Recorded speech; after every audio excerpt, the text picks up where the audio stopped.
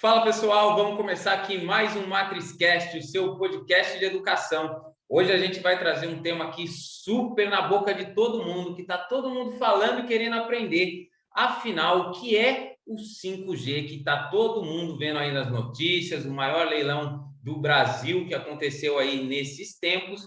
E para falar sobre isso, eu trouxe um especialista na área, o Marcelo Parada, que ele é gerente de P&D na Lenovo. Um prazer, Parada. Que bom receber esse convite aí. Que bom que você está aqui conosco hoje para falar um pouco. Prazer é meu, Fábio. Vai ser um prazer trazer esse assunto aqui, falar um pouquinho mais sobre o 5G, poder esclarecer as dúvidas aí para o pessoal. Muito bacana a Parada, porque realmente é um assunto muito aí extenso, né? A gente já conversou aí nos bastidores tantos assuntos que a gente tem para falar sobre isso. E para a gente começar a introduzir um pouco desse tema, eu queria que você contasse um pouco do seu envolvimento, né, nessa área, né, da questão de telecomunicações, como que é um pouco da sua trajetória, para justamente você introduzir esse conceito para a gente do que é o 5G, né? Porque hoje a gente tem muito a associação com a internet, as coisas um pouco mais rápidas, né? A coisa de tecnologia, mas o que é um pouco desse 5G e contar um pouco para a gente sobre a sua história, Parado? Legal, Fábio. Bom, eu venho aí de um background, né, das telecomunicações. Eu sou engenheiro eletrônico, formado na FEI, né, tenho mestrado e doutorado lá na FEI. Fui professor da FEI por muitos anos, então eu estou atualmente aqui na Lenovo, no P&D, mas venho aí da área acadêmica, né, trabalhei dando aula de engenharia eletrônica com ênfase em telecom e eletrônica. E fui, por algum tempo, membro do Fórum Brasileiro de TV Digital, que foi quem cuidou aí de toda a migração da TV analógica para a TV digital. E estou muito envolvido aí com as questões de telecomunicações, não só a televisão, mas a parte de telefonia, rádio digital. Então é algo que eu venho me envolvendo há muito tempo. Muito E, bacana a Parada. Pode E continuar. para completar a sua pergunta, né, sobre o 5G, já trazendo aqui um pouquinho mais sobre o que é o 5G, que você tinha feito a pergunta, Sim. assim, para já esclarecer algumas confusões, a sigla, né, 5G é de quinta geração. Assim, a gente tinha a quarta geração, que era o 4G, anteriormente o 3G, e agora nós estamos na quinta geração. Eu falo isso para esclarecer uma dúvida que eu ouço muita gente acabando entendendo errado a tecnologia, porque essa sigla 5G é muito usado também nos pacotes de internet fixa, né? Mas aquele 5G no pacote de internet fixa que você contrata é uma outra sigla, que significa 5 GHz. E muita gente confunde falando assim, eu já tenho 5G aqui na minha casa. Não, 5G ninguém tem ainda no Brasil, é algo novo, que é a quinta geração da internet, da telefonia móvel, né? Isso aí eu não fazia ideia, Parada, que isso aí não é 5G que tem no celular, não tem nada a ver. O 4G, por exemplo, também não? O 4G do celular, quando a gente está falando de 5G, é de celular. Na internet Ah, fixa, aquela que você tem em casa, tem algumas operadoras que vendem lá como 5G, o que na realidade é que você tem um modem preparado para transmitir a internet na sua casa, aquele Wi-Fi que a gente tem em casa, só que numa faixa de frequência que chama-se 5 GHz, que é a faixa de frequência dos 5 GHz. E eles usam isso, né, como 5G também, e acaba muita gente se enganando aí nessa nomenclatura. Então, já para esclarecer logo de cara, né, para tirar aí as dúvidas, quando eu estou falando 5G aqui, a gente está falando da quinta geração de telefonia móvel. Muito bacana. Isso aí é um bom esclarecimento e é bom para a gente entender. Eu mesmo nunca tinha visto isso. Eu sempre falo que os podcasts que a gente faz aqui na escola, um dos que mais aprende sou eu. Em todo episódio eu estou aprendendo uma coisa diferente. E aí eu acho Claro. até legal, Parada, a gente começar um tema aqui, então, para explicar sobre o 5G, que é que você falou sobre frequência. O que Uhum. é uma faixa de frequência, né? O que é transmitir informação por frequência, né? Você acabou de falar, a gente tem, por Legal. exemplo, transmissão a cabo, né? Ou a frequência. O que significa um pouco desse conceito para você Tá. trazer para a gente? Então vamos lá, vou tentar explicar de uma forma mais simplificada para que todo mundo possa entender. Pensa que quando eu estou falando em transmissão sem fio, né, que é essa que é transmitida aqui pelo ar, pelas nossas cabeças, nós temos ondas propagando pelo ar. E essas ondas, elas se propagam com determinadas ciclos de repetição, que é o que a gente chama de frequência. Então, quanto mais rápido ela se repete, maior a frequência. Quanto mais devagar essa onda se repete, menor a sua frequência.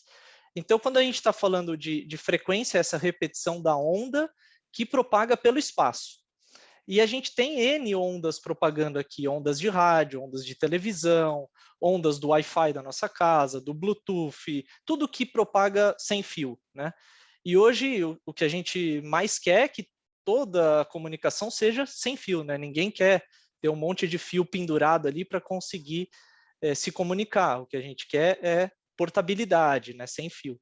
Então, a grande maioria dos serviços de telecomunicações hoje, a gente tem vários serviços que são sem fio, né? Então, a grosso modo é isso, as frequências, né? E a gente tem que pensar aqui o ar como esse grande meio de propagação. Bacana, bacana. Então, a gente tem duas maneiras, né, de se transmitir as informações, seja por cabo, né, que a gente vê também como tecnologia fibra ótica, né, os canais que a gente tem, a TV a cabo, que a gente assina e tudo mais, e tem a questão da transmissão via ar, né, como o ar como meio de propagação da informação. Agora, um assunto muito legal que a gente até estava conversando antes, que me despertou uma curiosidade, que é o seguinte: tem um mapa, né? Um mapa de frequências da Anatel, que você estava me contando, que é uma coisa que acho que todo mundo pode ter acesso, né? Para ver como é que funciona. Então, é como se cada parte, né, da frequência que a gente tem fosse ocupada por um tipo de transmissão. Como é que funciona isso, Isso. Parada? Tentar explicar um pouco. O ar, que eu chamei aqui, que propagam essas ondas, a gente chama de espectro eletromagnético, porque são ondas eletromagnéticas que estão propagando aqui. Eu falo ar, né, mas na realidade a onda propaga em todos os meios, inclusive na parede, em tudo. Ela reflete, absorve, né, dependendo do material. O ar é onde tem a maior propagação. E esse espectro eletromagnético ele é regulado no mundo inteiro. Aqui no Brasil, a gente tem o Ministério das Comunicações, né, que fazem as concessões desse espectro, ou seja, como se fossem aluguéis desse espaço, né? E a Anatel regulamentando, fazendo o controle desse espectro. E cada faixa de frequência, ou seja, cada grupo de frequência é destinado para um tipo de serviço. Então, por exemplo, quando você vai lá no seu carro e sintoniza uma rádio FM, você põe lá, né, na faixa de 90 MHz, por exemplo, né? Então, ali você tem uma faixa de frequência que é destinada para transmissão de rádio FM. Naquela mesma frequência, você não vai ter um serviço de telefonia junto, por exemplo. Então, a telefonia está em outra faixa de frequência, até para não ter conflito dos serviços. Vocês já devem ter visto quando, por exemplo, você está andando de carro, ouvindo uma rádio, muda de uma cidade para outra, começa a vir, às vezes, uma rádio em cima da outra, porque pode ter rádios em cidades vizinhas que estão atuando em frequências próximas e aquilo dá uma interferência.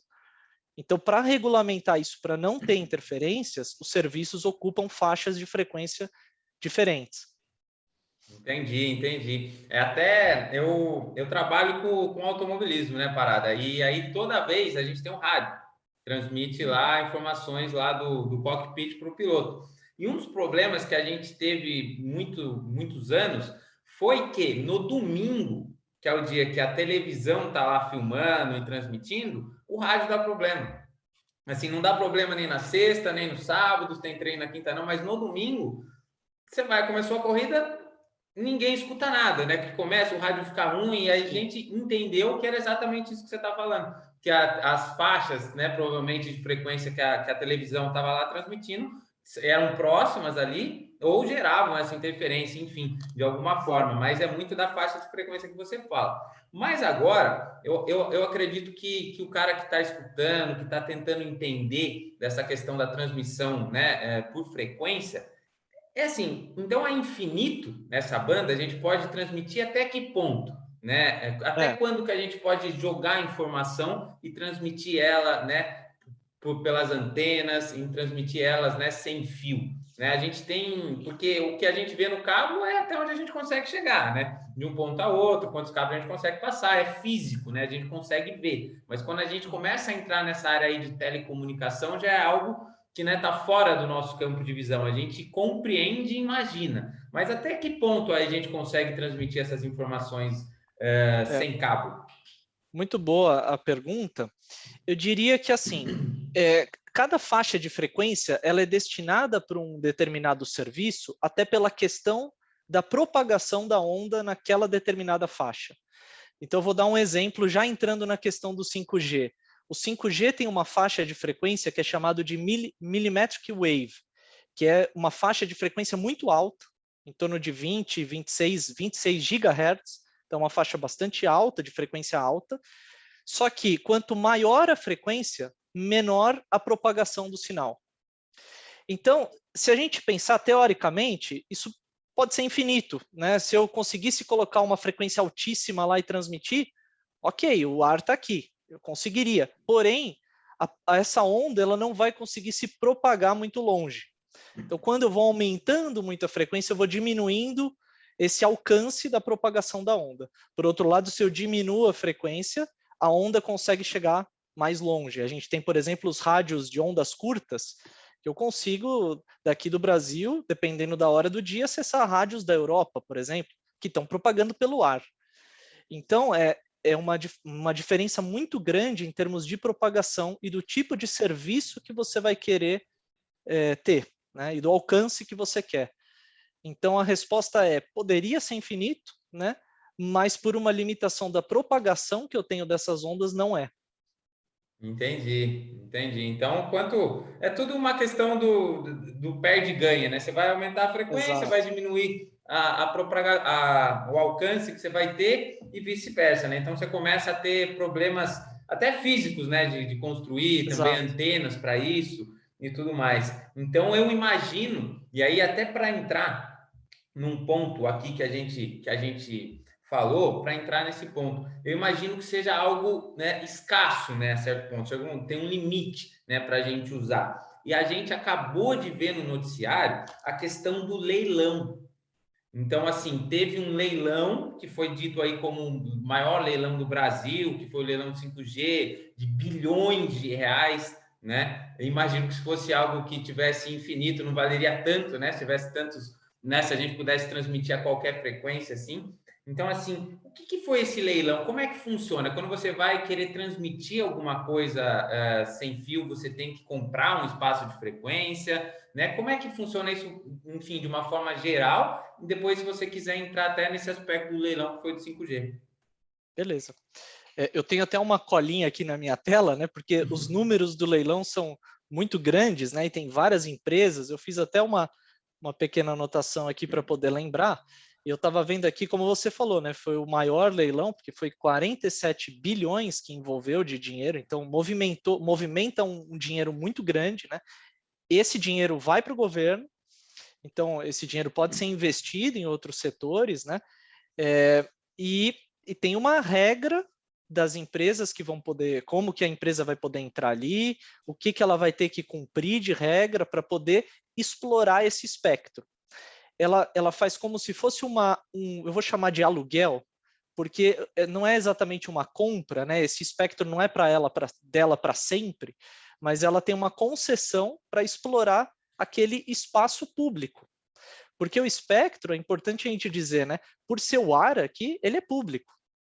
Então, todos nós temos direito a ou temos um certo direito a esse espectro. É claro que uma grande empresa que tem um poder, né, aquisitivo consegue participar de um leilão desse que eu não vou conseguir participar, mas eu tenho direito de usar, né, como um cliente, de usar esse espectro pelas empresas. Então tem que ser algo democrático, a gente tem que sempre pensar isso, né, que o espectro tem que atender a toda a população.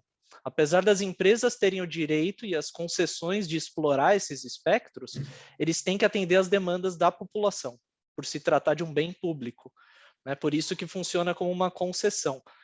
E assim, o leilão ele foi muito grande porque ele foi feito por partes, né? Então teve vários lotes em faixas de frequência específicas, porque o 5G abrange várias faixas de frequência possíveis, né? Ele não opera só em uma faixa. Então, essa é justamente uma das melhorias aí do 5G em relação ao 4G, né? Tem possibilidade de mais faixas de frequência e mais tipos de serviços diferentes que dá para oferecer, além da velocidade maior, que todo mundo já espera, né? Isso é assim, de imediato, o que o cliente vai ter é uma velocidade maior, né? Mas vários serviços podem aparecer, novos serviços aí com a entrada do 5G. Então, esses leilões são feitos por lotes de frequência e são lotes que podem ser lotes, ou foram, né, lotes regionais, que aquela empresa que tivesse aquele lote só poderia explorar uma determinada região, ou lotes do país inteiro, em que a empresa que adquiriu o lote tem direito àquela frequência no país todo, que foram as grandes que conseguiram, porque são lotes mais complicados de serem adquiridos, né, valores maiores. Então, a gente teve aí, né, na faixa mais desejada por todos, que é o 3.5 GHz, eu vou dizer por que é o mais desejado, a gente tem uma questão de compatibilidade com o mundo. Não adianta o Brasil resolver fazer uma frequência específica aqui para o nosso 5G, se não é o que o mundo todo está usando, porque o celular tem que ser compatível. Ele é fabricado fora do Brasil, tem que ter compatibilidade, né? E para isso, essa faixa do 3.5 GHz, por uma questão de compatibilidade e propagação, era uma faixa mais desejada e foi adquirida aí pela Claro, Vivo e TIM, né? Foram as três que conseguiram o lote regional, né? Regional não, perdão, do Brasil todo, né? Para essa faixa. E outras faixas aí entraram, inclusive, operadoras novas, tem novas operadoras entrando, então vai ter uma mexida muito grande aí no mercado com esse leilão. Muito bacana. Agora que você está falando, que eu estou lembrando exatamente, a faixa mais desejada, né, que as grandes empresas conseguiram a concessão. E você me deixou numa dúvida agora que você está falando, que eu lembro e aí você pode me dizer se era isso realmente ou se eu estou só confundindo informações. Mas eu lembro que tinha uma época, inclusive, que eu fui participar de uma competição nos Estados Unidos, que não tinha compatibilidade, eu não lembro se na época era o 4G, não sei se pode ser, mas se você comprar o celular lá, parecia que não funcionava dependendo do celular aqui no Brasil. Era isso a mesma coisa? Era isso mesmo. O que aconteceu? A telefonia 4G, ela começou aqui no Brasil numa única faixa de frequência que era permitido usar internacionalmente, que era 2.5 GHz. E outros países já usavam uma outra faixa que também era permitida, que era a faixa dos 700 MB. Se você adquirisse um celular que só funcionasse em uma das faixas e fosse para um país que estava usando outra faixa, não funcionava o celular. Então tinha esse problema. E por que o Brasil não usava a faixa dos 700 MB? Acontecia que a gente usava essa faixa para televisão analógica, terrestre, aberta, e posteriormente para TV digital também. Então a gente tinha ali serviço de TV digital, não dava para usar para telefonia. Isso já foi resolvido, né? Ainda tem algumas cidades que estão nessa transição, mas a telefonia 4G já está operando também nessa faixa de 700 MB, porque a gente teve o desligamento da TV analógica no Brasil. Então, se eu desliguei a TV analógica, sobrou faixas de frequência. E como você falou, né? É algo que não é infinito. Então, você tem que dar uso. Se não está mais usando para televisão, a gente conseguiu acomodar os canais de TV digital numa faixa mais apertadinha e colocar ali no 700 MB o 4G. Que, inclusive, só para completar, esse 700 MB é uma faixa que vai ser usado também para o 5G. E por que o pessoal não foi, essa faixa de 700 MB, ela tem uma propagação muito boa. Só que por que as grandes operadoras não quiseram tanto essa faixa quanto quiseram o 3.5 GB? Justamente porque já tem o 4G ali. Então acaba competindo o 5G com a faixa do 4G, né? E a outra faixa, que é o 3.5 GHz, é o que eles chamam de 5G puro, porque é uma faixa que só é destinada para o 5G. Então, ela está mais limpa, não tem tantos serviços próximos. Consequentemente, menos interferências. Mais fácil de você instalar um novo serviço ali. Essa é a vantagem.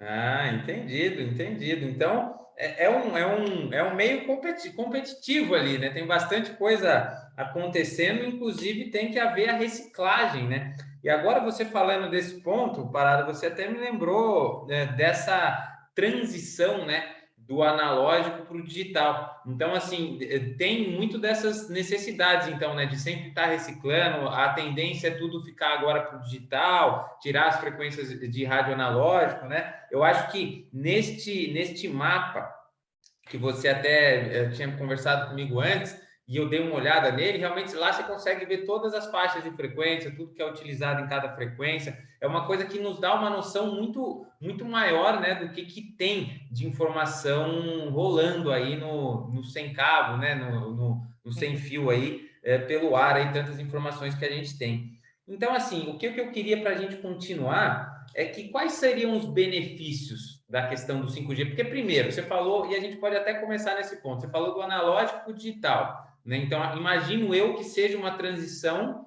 que tem alguns benefícios, né, dessa informação de transição do analógico para o digital. Isso tem um pouco a ver também com essa transição do 4G para o 5G? Como é que funciona É, essas transições? vamos dizer que uma mudança do analógico para o digital é uma mudança tecnologicamente falando maior, né, do que a gente tem do 4G para o 5G. Apesar de que o 5G vai ser muito disruptivo pelo grande salto que ele teve em velocidade que vai trazer para a gente. Isso proporciona novos serviços que podem entrar. Mas uma mudança do analógico para o digital, ela traz uma mudança maior, vamos dizer assim, né? Para quem assistia TV analógica e passou a assistir TV digital, sabe que a mudança, assim, para o usuário final é gritante. Né? A TV analógica você tinha lá um monte de ruído, não conseguia enxergar direito a imagem, ia lá, arrumava a antena, dava um tapa. Então, aquilo era a TV analógica. Quando a gente passou para a TV digital, sendo transmitida na mesma faixa de frequência, tá? Então, eu não mudei a faixa de frequência é a mesma do analógico e do digital. Só que o ganho para o usuário final foi muito grande, né? Você vê ali uma imagem limpa, sem ruído, estável, totalmente diferente em termos de uso da tecnologia.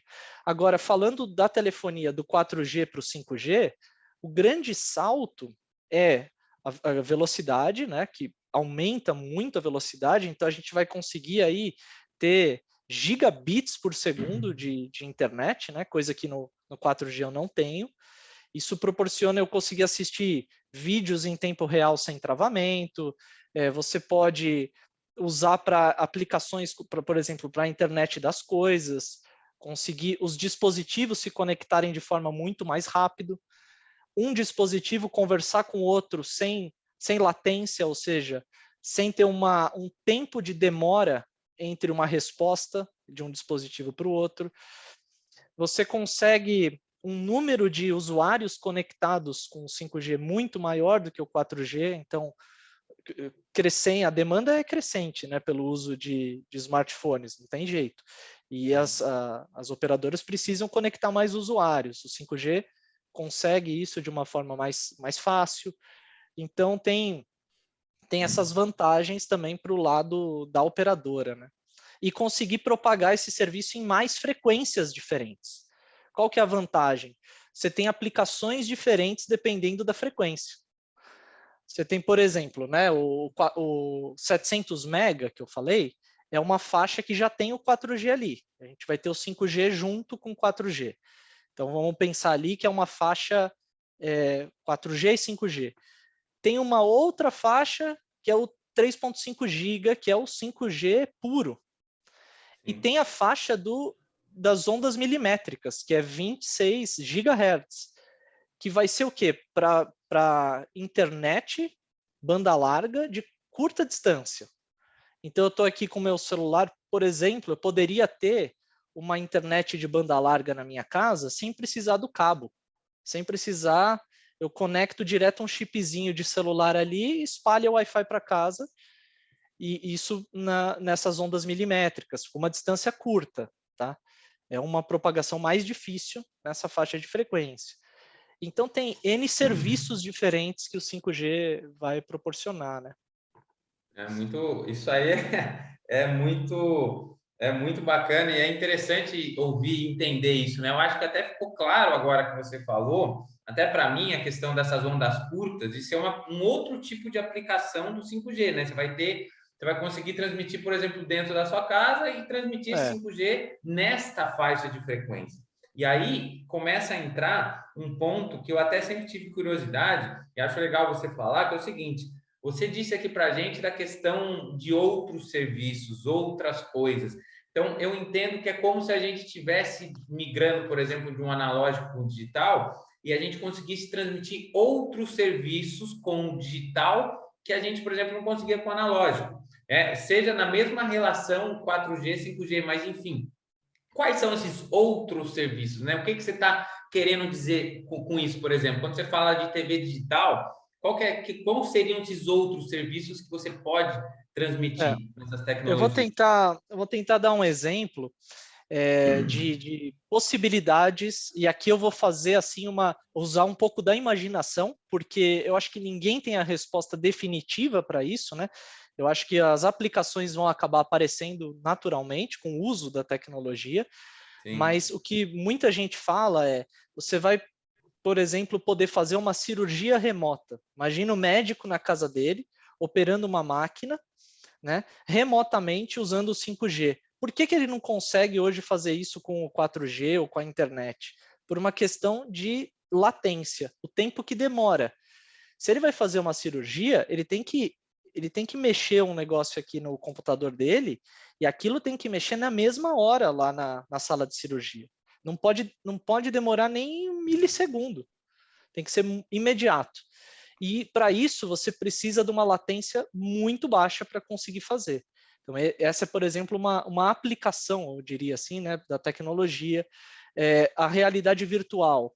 Você vai conseguir, por exemplo, ter um acesso a esses dispositivos de realidade virtual, realidade aumentada, muito rápido. Então, você vai conseguir ter um tempo de resposta muito curto e isso propicia a tecnologia avançar. Eu falei da internet das coisas, né?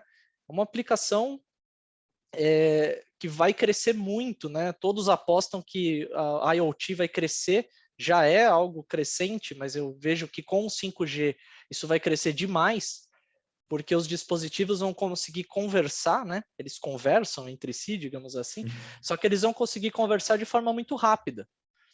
E com isso você consegue adicionar mais dispositivos numa rede da internet das coisas e todos os dispositivos vão poder ser conectados via 5G.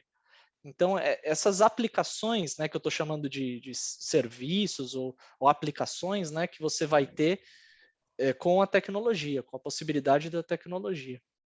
Muito bacana. Realmente pensar nisso é pensar que é o futuro, aqueles futuros que a gente imagina que não chegam, né? Que já parece É. coisa de outro mundo. Mas eu acho muito bacana todas essas possibilidades aí que a tecnologia nos dá. Mas como que faz para a gente ter acesso a essa tecnologia, né? Então, assim, a gente teve o leilão, mas como é que faz, né, para a gente ter acesso, enfim, como que vai funcionar? Ou quando que vai chegar no Brasil, né? Se isso é uma tecnologia que começa primeiro lá fora, depois vem para cá, como a gente está nesse timeline quando a gente analisa o 5G? Bom, primeiro assim, teve o leilão, né? Então, existe uma obrigação agora daquelas operadoras que pagaram ali no leilão, elas têm que seguir uma regra de implantação da tecnologia. Dentro dessa regra tem prazos, então elas têm que cumprir alguns prazos ali que elas se comprometeram. Um desses prazos é de que em julho do ano que vem a gente tem as capitais já com o 5G, as capitais do Brasil e Distrito Federal. É claro que eventualmente não vai ser a capital toda, pode ser que esteja em alguns bairros, pode ser que comece mais regional, né? Mas esse é um dos prazos. E para o Brasil todo, né?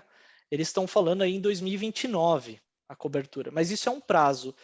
Eu acredito que esse prazo pode ser até mais curto, porque com a demanda, né, se houver demanda, se as pessoas começarem a usar, as operadoras vão querer colocar logo as antenas e sair transmitindo.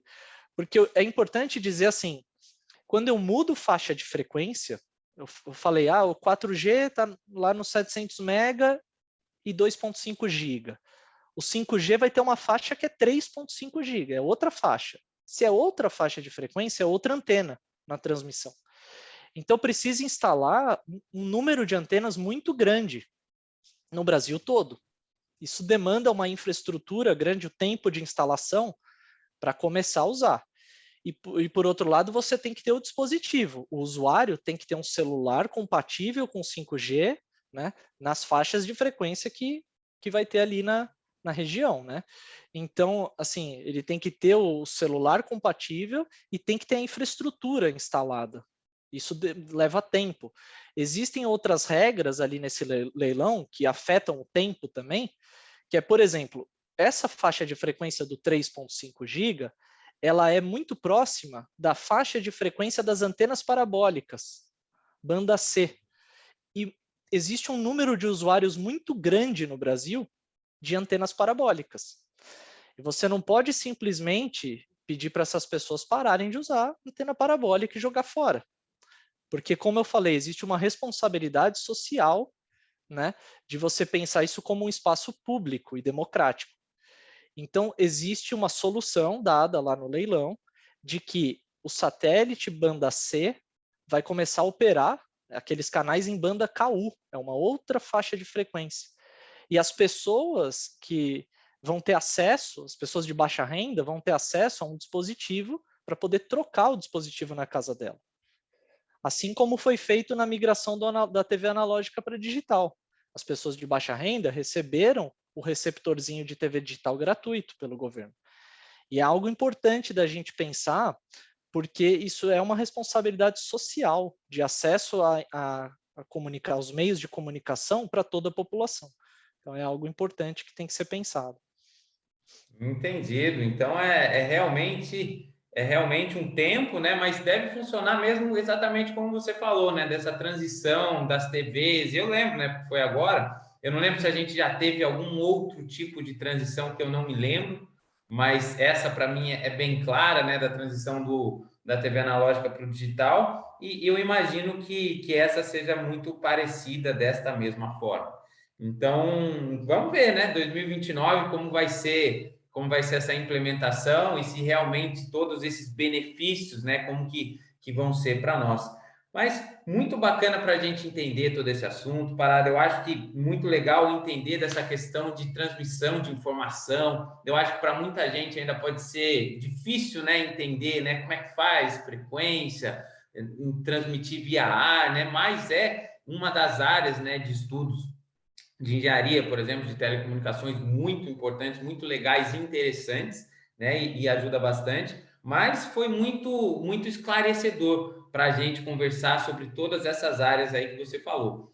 Agora, só para a gente já um pouco partindo, né, para a nossa parte final, aproveitando aqui que a gente tem um especialista no assunto, que eu jamais me arriscaria em falar de telecomunicações, mas essa área, como é que é o estudo, né? Como é que funciona, por exemplo, para um cara que quer aprender, né, sobre telecomunicações, aprender sobre frequência, sobre 5G, sobre transmissão via cabo, né, sem fio. Como é que funciona? Quais são os caminhos aí hoje para um estudante aí de colegial, né? Quais seriam os caminhos que você diria para ele, Parada, para ele se interessar, caso for interesse de alguém aqui que está nos ouvindo?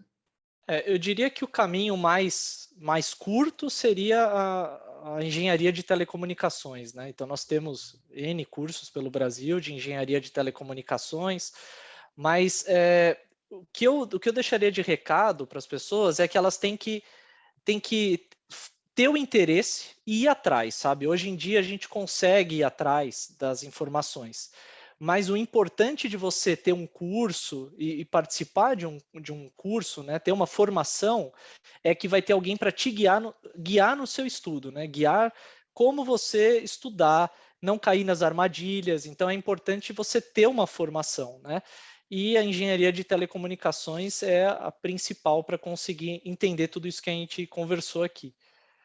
Bacana. Eu também tenho muito dessa visão, né, que os professores eles sempre são não mais os detentores do conhecimento como o oráculo, né? Eles são, né, os facilitadores, quem vai guiar o ensino dos alunos para o caminho que eles escolheram. E aqui, você até me lembrou de um assunto que eu quero falar, que é o seguinte: na sua época, na minha época, a gente não tinha também muito acesso que a gente tem hoje à informação e que vai ter em 2029 aí com 5G mais ainda, né?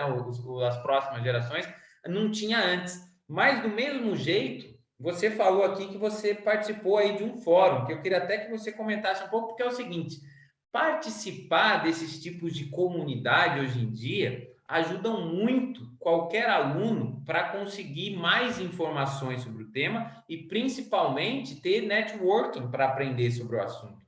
Porque, né, hoje ter alguém como você falando aqui para eles sobre 5G, sobre telecom, sobre informações, transmissão, é algo impensável, né, há 10, 15 anos atrás, né? Você não tinha tanto acesso a isso.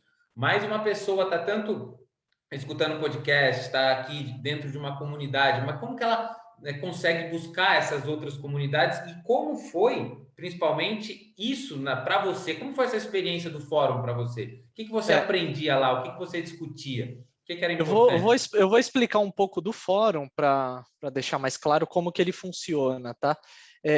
Esse fórum específico, que é o Fórum Brasileiro de TV Digital, ele é um fórum em que as principais empresas e academia, então as universidades participavam também, né? Quando eu participei foi por uma empresa, não foi pela academia, mas ele era aberto para a comunidade científica, e lá se discutiam as regras da televisão digital no Brasil. Ou seja, como ia ser feita a transmissão, como que deveria ser os dispositivos, os televisores. Então, todas as normas técnicas brasileiras a respeito da TV digital passavam pelo Fórum Brasileiro de TV Digital. E ali a gente promovia eventos também, eventos inclusive abertos ao público. Então, tinham feiras que eram feiras abertas, que todos podiam entrar, e nisso você acaba ganhando conhecimento e, como você falou, o networking, né? Lá dentro, né, como parte, como membro do fórum, que era uma coisa um pouco mais restrita, a gente discutia com as grandes operadoras aqui de TV no país, né? Então todos as grandes emissoras estavam lá, os grandes fabricantes de TV, fabricantes de conteúdo, né, produtores de conteúdo, de software, etc. Então lá era algo mais restrito aos players desse mercado, né? Mas a gente promovia eventos, e esses eventos tinham debate ali com pessoas curiosas, com pessoas que queriam aprender, gente, universitários e etc. É muito bacana. Eu acho que isso é fundamental, né? Isso aí, eu sinceramente, eu nunca fui um membro de fóruns ou na minha época buscava isso, mas é justamente a gente traz as nossas experiências aqui para mostrar o que foi bom e o que não foi, né? Eu não acho que a minha experiência tenha sido boa e a sua participando do fórum foi boa, né? Eu É, sinto falta muito disso. eu vou fazer desculpa te interromper, tem algo aqui que eu queria também trazer. Eu faço parte de um outro fórum, e esse criado por mim, junto com outras pessoas da área também, né? Entusiastas da área de telecom, pessoal que é radioamador. Então tem muito radioamador que faz parte desse grupo, e é um grupo, um fórum, um grupo que a gente debate a digitalização do rádio no Brasil.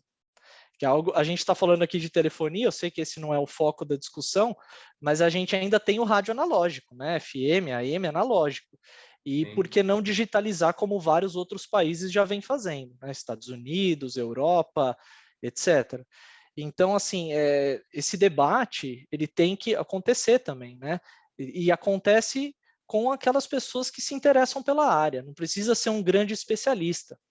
Nesse grupo que eu faço parte, né, sobre o fórum, sobre a discussão do rádio digital, né, a gente debate com pessoas que são entusiastas também, entram no grupo para tirar dúvidas, conversar com a gente. Fizemos vários eventos abertos também.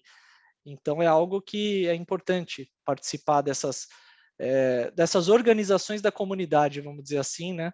E procurar saber. Hoje a gente tem internet, você jogando no Google, você acha tanta coisa que é importante você participar desses fóruns. Sem dúvida. E agora você até falou do rádio, né? Mas por mais que não seja no 5G em questão, ele está 100% a ver com a transmissão de informação. E eu até depois, esse rádio, como é esse fórum, para? Se você entrar DRM Brasil, você vai encontrar informação na internet. Então, DRM Brasil. DRM é o nome de um padrão de rádio utilizado na Europa, de rádio digital, que é um dos rádios que a gente apoia aqui, o padrão que a gente apoia para ser adotado no Brasil, né? Então, DRM Brasil é como você vai encontrar a gente. Tá? Entendi. E agora até a gente já estava quase acabando, mas agora me bateu uma curiosidade que eu queria puxar esse assunto rapidinho.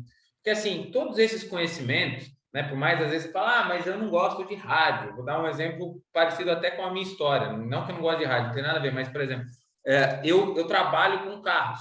Né? Então o cara vai falar, eu gosto de carros de corrida, não quero saber de rádio, mas como eu já disse a você, a gente utiliza o rádio para comunicação piloto via cockpit ali na barraca.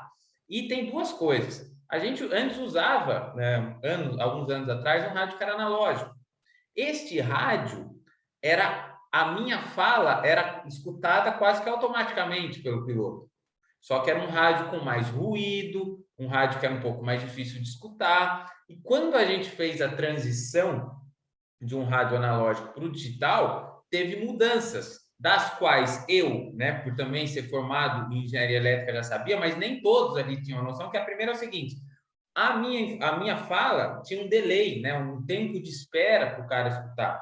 Então eu falava, e aí você fala, mas por que isso muda? Muda tudo. Porque se você está falando uma informação, por exemplo, o cara vindo para o box, você está acostumado a tomar talvez uma decisão ou aquela fala muito próxima, você tem que antecipar a sua fala, porque vai ter um tempo para ele escutar. Então, são pontos que, inclusive, já teve situações que isso já foram comprometedoras em alguns pontos de corrida que eu já vivenciei. Então, assim, esse entendimento, né, do todo, ele é fundamental. Entender quais são essas diferenças de rádio digital para o rádio analógico, né, como que funciona isso é fundamental, por mais que talvez você ache que você não gosta daquilo, que você não queira se aprofundar, mas é importante ter esse conhecimento como um todo, né, das diferenças. E aí que eu quero te falar, Parada, porque assim, por que essas transmissões, por exemplo, da informação digital, ela vem com menos ruído, em tese, né? Você vem é como se fosse a nossa fala aqui, sem ruído, limpa, só minha voz, só que ela demora um pouco para chegar. Qual que é essa diferença do analógico para o digital que acontece com isso, né? Que deve ser um pouco do que também a gente quer migrar para tudo para o digital e não para o analógico. É uma excelente pergunta. Eu vou tentar explicar de uma forma que fique claro. Quando a gente transmite o analógico ou o digital pelo ar, tem ruído, sempre tem ruído. E o que pode ser esse ruído? Outro serviço sendo transmitido ali perto, uma barreira mesmo, uma parede, um anteparo que tem ali no meio, tudo isso é entendido como se fosse um ruído que degrada o seu sinal. E esse sinal é uma onda eletromagnética. Independe se você está transmitindo analógico ou digital, quando está no ar é onda eletromagnética, é igual. Tá? Para o ar, não importa, é onda numa faixa de frequência. Quando eu transmito analógico, eu pego uma informação e dou um jeito, que a gente chama de modular, né? Modulo aquele sinal para ser transmitido por essa onda. E assim que ela chega no receptor, ela é processada rapidamente e exibida. Quando eu transmito ela digital, como eu sei que vai ter muito problema aqui pelo ar, vão ter esses ruídos, não tem jeito, a gente faz algumas técnicas de processamento digital, ou seja, pega aquela informação, que é um monte de zeros e uns, que é isso que é o digital, e adiciona informações ali no meio, com algoritmos, para proteger contra esses ruídos que vai ter. Então, a gente enche de informação ali, a mais, que é para proteger contra esses ruídos. Então, no receptor vai ter lá o sinal chegando cheio de ruído do mesmo jeito, igualzinho. Só que com aquela informação digital, com aqueles dados a mais que foram adicionados, esse ruído pode ser corrigido. Só que para fazer isso leva um tempo. Para você conseguir corrigir esse ruído, leva um tempo. Então, esse tempo que leva é esse delay que a gente tem aí na transmissão digital. Porém, se eu conseguir transmitir esses bits mais rapidamente também, esse delay é menor. Então, eu conseguiria ter o tempo de latência menor, que é, por exemplo, com o 5G. O 5G poderia resolver o seu problema no automobilismo. Você tem uma latência muito mais baixa ali, né? E aí, lógico, tem as questões, aí teria que ver a faixa de frequência se te atende, se cobre ali o autódromo, por exemplo. Né? Mas é uma Entendido. possibilidade. Entendido. Isso é fantástico e é uma parte do conhecimento que ela é necessária. E a gente sempre fala aqui, Parada, nas questões de conectar as informações, você agora falou de algoritmo, a gente sempre fala da importância de saber programação, aí você fala de pegar a informação e embaralhar, transmitir, tem muito de conceito de álgebra linear, de matrizes, então está tudo conectado. E é muito importante enxergar, a gente consegue, né, hoje enxergar essas conexões, enxergar essas aplicações de tudo que a gente vai aprendendo. Isso é muito legal. Então, você vê que telecom, ela já englobou muitas áreas aí e é muito interessante. Então, para a gente... Vai falar? Eu digo que, assim, telecom hoje não é mais só antena e propagação, né? É toda uma área de computação mesmo, né? Processamento digital de sinais, computação. Então, o pessoal de TI está muito conectado com o pessoal de telecom hoje em dia, né? Justamente pelo fato de ser tudo digital. Então, está tudo dentro de um computador sendo processado antes de ser transmitido. E depois, quando recebe, tem que ser processado no dispositivo. Então, a telecom é só um pedacinho ali que expande muitas áreas em torno dela, né? Hoje, telecom cresceu muito por causa disso. Sim, sim, sem dúvida. Tá tudo muito cada vez mais conectado às áreas. Então é de muita importância a gente saber justamente, pelo menos a noção do todo o máximo que a gente puder. Então agora para a gente finalizar, Parada, eu queria só que você deixasse aí um recado final para os nossos ouvintes aí, alguns conselhos, né? Porque eu acho que o nosso papel é sempre isso, né? Já que a gente já passou um pouco por essa fase, já decidiu nossos caminhos, às vezes a gente muda, o que também é natural, que a gente já falei várias vezes aqui, mas um pouco de deixar um conselho aí para os estudantes aí que estão aí no ensino médio e agora que a gente tem também uma ferramenta de pergunta aqui no podcast. Então a gente pode deixar uma pergunta, eu nem te avisei sobre essa pergunta ainda, então a gente pode pensar, mas uma pergunta que pode ser ou de múltipla escolha, ou uma pergunta de qualquer resposta. O cara vai lá escrever o que ele quiser. Então, eu gostaria só que você, para a gente se despedir, desse primeiro um conselho aí para os nossos estudantes e depois pensasse nessa pergunta para a gente colocar no final do episódio. Tá bom. Bom, primeiro, assim, eu acho que o recado não é fácil fazer uma escolha diária, né, para estudar. É uma decisão difícil, porque é uma decisão que vai perdurar por muitos anos, né? Se você às vezes faz uma escolha difícil, depois uma escolha errada, depois é difícil de mudar, né? A gente sabe que isso é complicado. É clichê o que eu vou falar, mas você tem que fazer aquilo que gosta, não tem jeito, né? Então, não se prenda, ainda mais hoje, né, a essa questão de ter que seguir uma área, porque aquela área você ouviu dizer de alguém conhecido que é uma área importante ou não.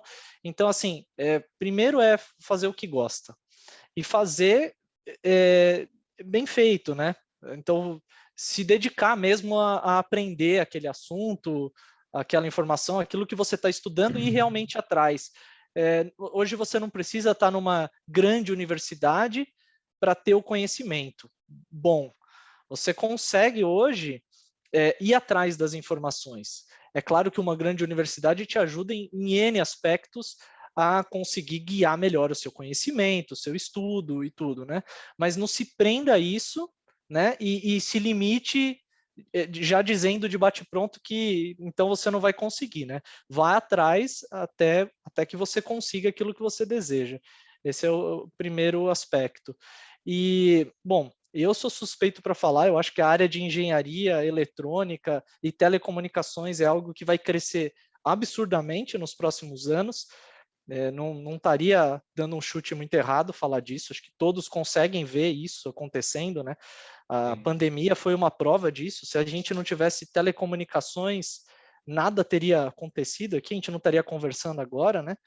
Então, é uma área que está em constante expansão e, e vai continuar expandindo com essas novas tecnologias. A gente falou do 5G, mas o 6G já está aí, já está pronto, entendeu? Daqui a pouco já estão implementando em outros países. E isso é assim, é contínuo, não para mais. E vai acontecendo, vão trazendo novos serviços e novas possibilidades que a gente nem imagina. Agora, você falou da pergunta, né? Para deixar uma pergunta, é uma pergunta como se fosse uma pergunta de prova aí do que a gente conversou. É isso?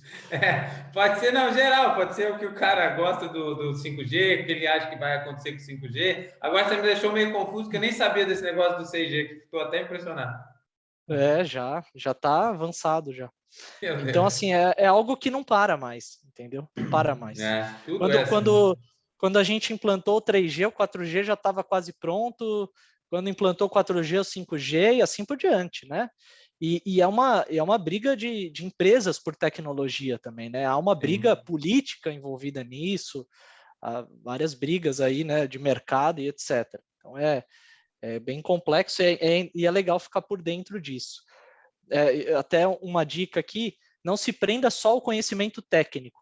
Vá atrás para ler informações em jornais, em revistas, né, digitais que sejam, mas Sim. de confiança, né, sobre o assunto, para você ter um outro olhar, que não só o olhar técnico, mas o olhar de mercado e etc. Isso é muito importante. E como uma pergunta, eu pensei aqui enquanto eu estava falando agora, acho que a pergunta que fica é: o que você imagina como possibilidade para o 5G no futuro?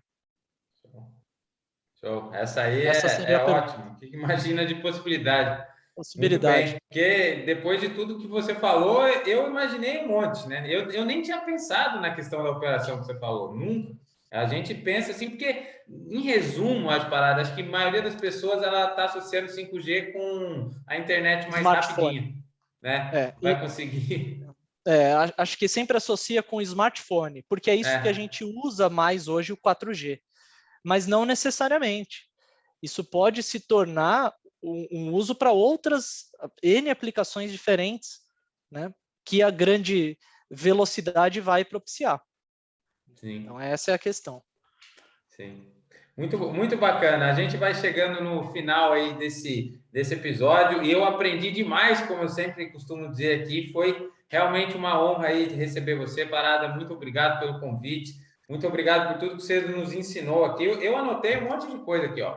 Aqui é sempre anotando. Eu fazia isso no computador, mas depois eu voltei para o caderno, que eu prefiro ter o meu caderno de estudos aqui toda vez que a gente faz um podcast. Então, obrigado. Muito obrigado. A gente já tem que marcar então a do 6G. Eu não sabia que estava rodando já. A gente já marca do 6G e aí fica o convite já para esse próximo podcast. Mas muito obrigado pela sua Legal. participação aqui.